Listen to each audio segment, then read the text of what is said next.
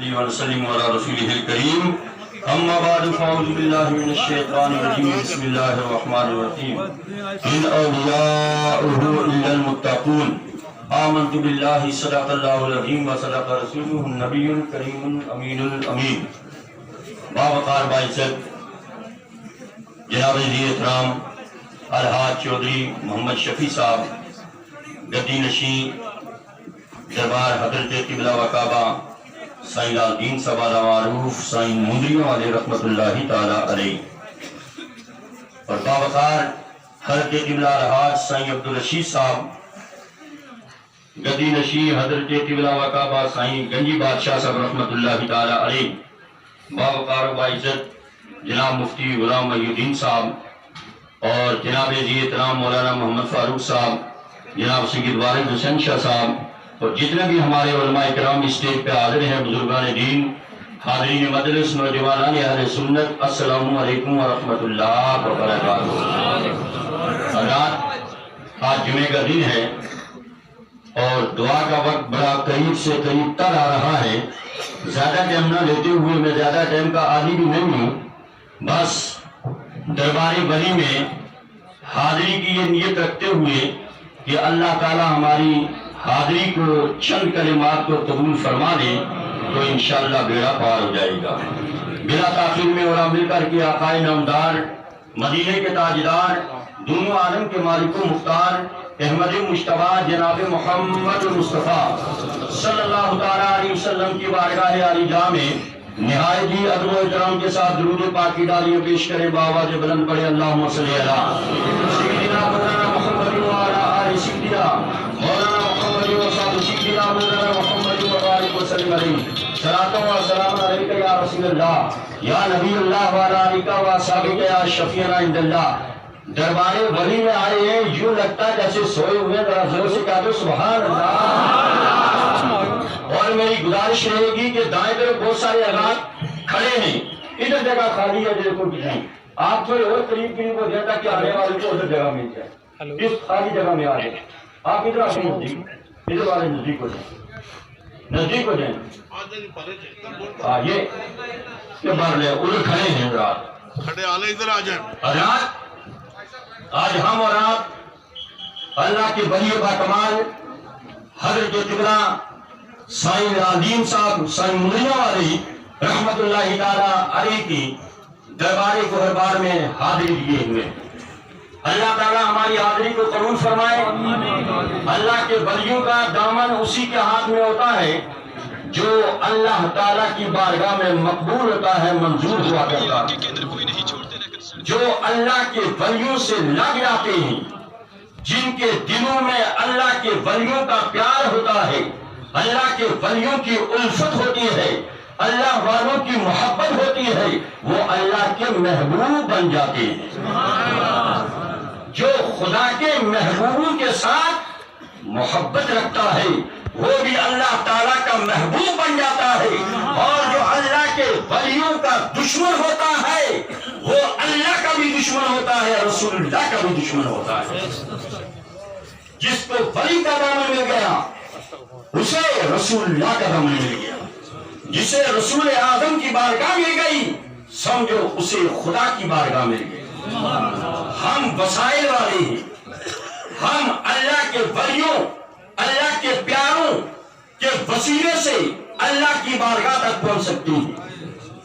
حضرات جس عالم دین کو اللہ کے ولیوں سے محبت ہے وہ سچا ہے، اور جسے اللہ کے ولیوں سے محبت نہیں بغض و عناد ہے وہ جھوٹا ہے۔ اللہ کے ولیوں کے ذکر کو ہم ذکر خدا سے جدا نہیں کر سکتے۔ بریلی شریف کی دھرتی سے امام اہل سنت مجدد دین و ملت مولانا امام احمد رضا خان فاضل بریلوی علیہ رحمہ فرماتے ہیں کہ ذکر خدا جو ان سے جدا چاہو نجدیو، ذکر خدا جو ان سے جدا چاہو نجدیو، واللہ ذکر حق نہیں پنجی سقل کی ہے، واللہ